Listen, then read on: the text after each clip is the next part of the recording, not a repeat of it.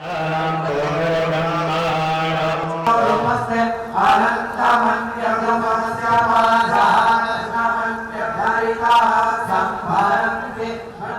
माँ इंद्राक्षी जय अम्बे।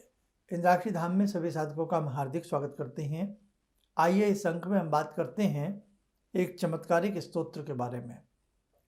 कई बार हम अनेकों उपाय करते हैं या हमारे मन में कुछ ऐसी कामनाएं होती हैं जो बहुत सारे उपाय करके पूर्ण नहीं होती, जैसे कि भूमि से संबंधित, जमीन जायदाद से संबंधित।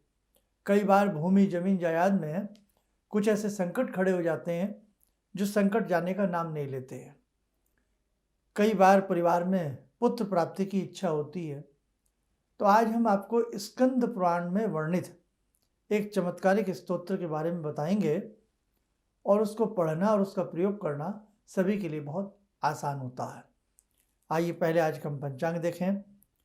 8 मार्च सन 2026, दिन रविवार, संवत 2082, चैत्र मास कृष्ण पक्ष, तिथि पंचमी है, नक्षत्र स्वाति, राहु काल 4:30 से 6, दिशा सूर्य पश्चिम दिशा।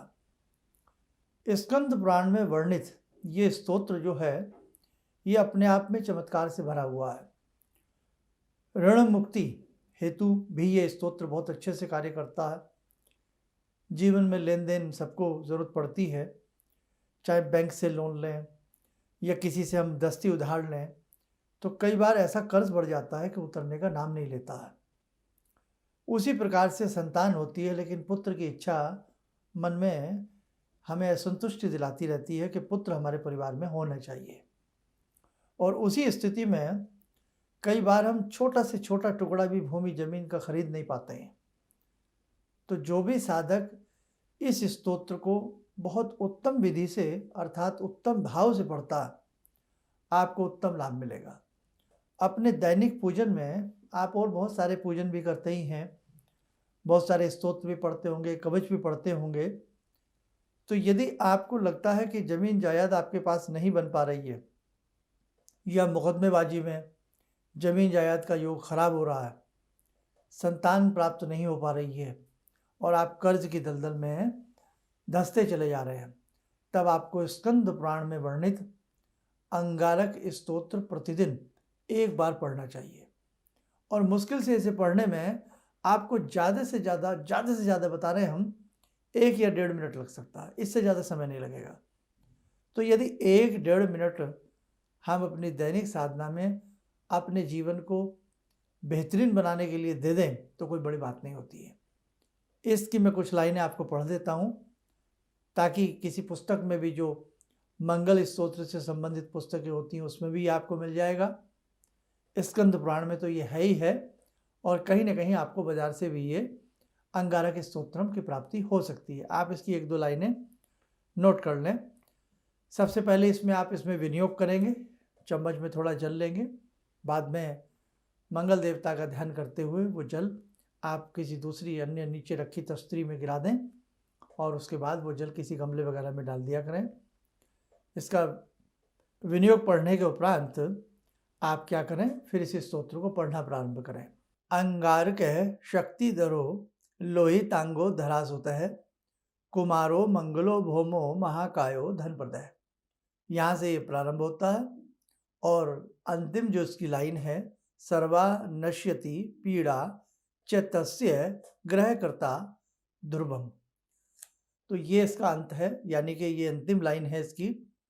और जो भी साधक इसे बहुत मन से पढ़े, ऐसे ही अनेक प्रकार के मंगल के मंत्र और भी होते हैं, लेकिन इसका आप नाम नोट कर लें,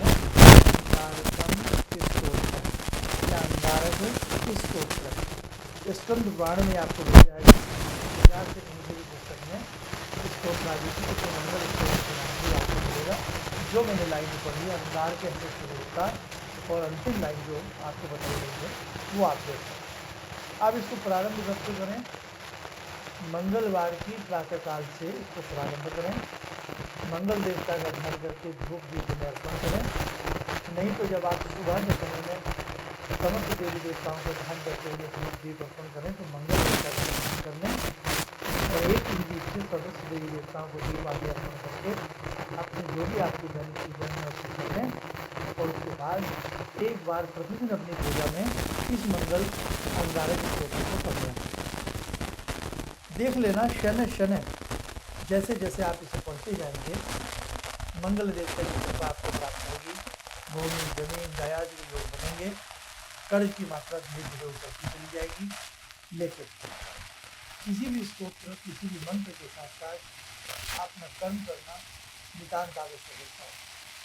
कई साधक ये न समझ लें कि केवल हम स्तोत्र पढ़ें और हम जॉब न करें, हम व्यापार न करें, ऐसे करें। ये तो कहने की बातें होती हैं कि धन चक्कर भाग जाएगा, होगा। देखो बेटा, मेहनत शुरू करनी पड़ती है, कर्म शुरू करना पड़ता है, और उन कर्मों में ये धरती का कर्म भी एक बहुत बड़ा कर्म है ना। तो अपनी बाह्य आंतरिक दृष्टि के साथ साथ अपने अच्छे कर्म को करें, और उसी के साथ साथ अपने दैनिक पूजन में इस स्तोत्र को एक बार आप जरूर पढ़ लिया करें। जहाँ समस्या में परिवार घिरा हुआ है, भूमि जमीन जायदाद पुत्र कलत्र बहुत सारी बातों में अनुभव के आधार पर हम आपको बता रहे हैं, आपको धीरे धीरे अच्छा लाभ मिलेगा। हम कोई भी मंत्र बताते हैं, कोई भी उपाय बताते हैं, बहुत अच्छे खासे तरीके से उसको विचार करके अनुभव सिद्धि में ला करके तब हम आपको बताते हैं। इसलिए आप बेफिक्र होकर के इन मंत्रों को कर सकते हैं। जो भी आपको बताए जाए इस स्तोत्रों का आदि का आप पाठ करके लाभान्वित हो सकते हैं।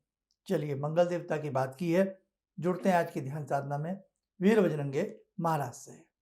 ॐ अतुलितबलधामं हेमशैलावदेयं धनुजवनकृशानु ज्ञानिनामग्रगण्यं सकलगुणनिधानं वानराणामधीशं रघुपतिप्रियभक्तं वातजातं नमामि।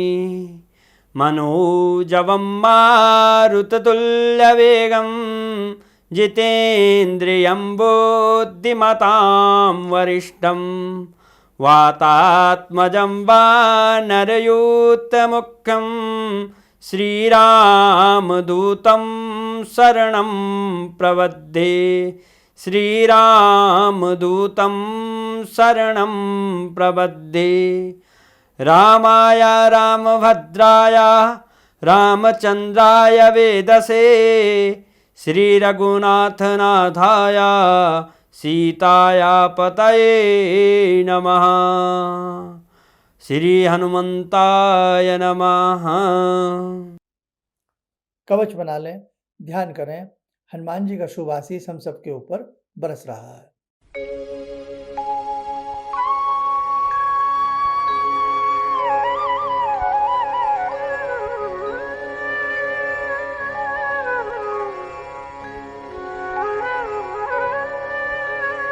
ओम बोलते हुए नेत्र खोलें, सामान्य हो जाए।